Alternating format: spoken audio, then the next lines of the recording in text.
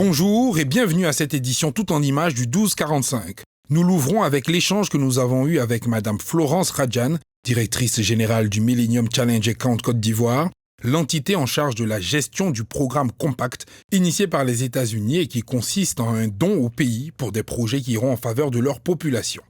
La Côte d'Ivoire est au nombre des heureux bénéficiaires depuis 2019. Depuis lors, qu'est-ce qui a été fait et quelles sont les perspectives à 2 ans de la fin de ce programme? Madame Radjan s'est prêtée au jeu des questions-réponses dans cet entretien réalisé par Rose Akin et Ahmed Badini.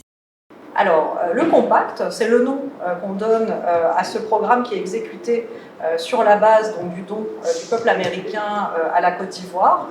Ce Compact, il se concentre sur 2 grands volets, le transport et l'éducation. Il est à exécuter dans une période bien délimitée et c'est un projet qui est toujours transformant pour le pays. En ce qui concerne le transport, un des objectifs phares, c'est de parvenir à une décongestion de la zone portuaire, donc de fluidifier le transport dans le Grand Abidjan.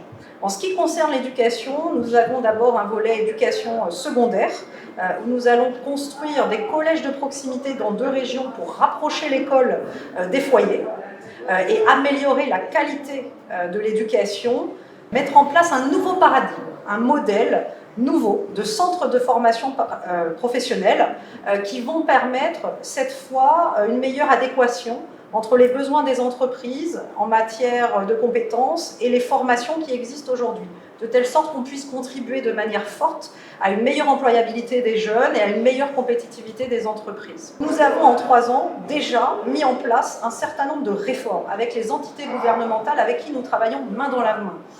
Par exemple, une loi que nous venons de passer à l'Assemblée nationale dans le domaine de la formation professionnelle pour avoir un cadre légal qui permette des nouveaux modèles, avec donc désormais des contenus de formation qui sont écrits par les opérateurs économiques, mais tout ça dans un cadre réglementaire fixé par l'État de Côte d'Ivoire. Un autre exemple, c'est une direction de l'égalité et l'équité du genre que nous avons mis en place au niveau du ministère de l'Éducation nationale pour pouvoir accroître les efforts en ce qui concerne la bonne prise en compte des questions de genre dans l'éducation. Donc là, nous allons démarrer bientôt les travaux dans Abidjan, la réhabilitation de voies critiques, comme celle du port d'Abidjan. Nous avons déjà démarré des premiers travaux de collèges de proximité dans la région de San Pedro. Donc nous avons la suite qui arrive pour San Pedro et pour Bouaké, et également encore d'autres réformes à mettre en œuvre pour être certain qu'en août 2025, nous aurons fait tout ce qui a été prévu dans ce programme extrêmement bien conçu. Donc là où nous cherchons à renforcer les capacités de nos partenaires et des entités gouvernementales, ça nécessite beaucoup de communication, beaucoup de formation. Donc ces années aussi, elles seront placées sous le sceau aussi de la formation, du renforcement des capacités. Et là, c'est l'occasion de dire qu'au cœur de ce programme, le capital humain est notre essence.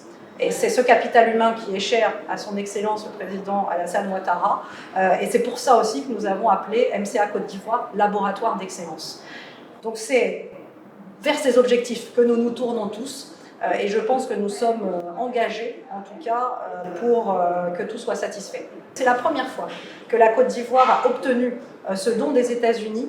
Nous voulons honorer ce qui nous a été donné et obtenir, c'est un message pour tous ceux qui m'écouteront, un deuxième don des États-Unis dès que nous aurons bel et bien terminé ce premier compact.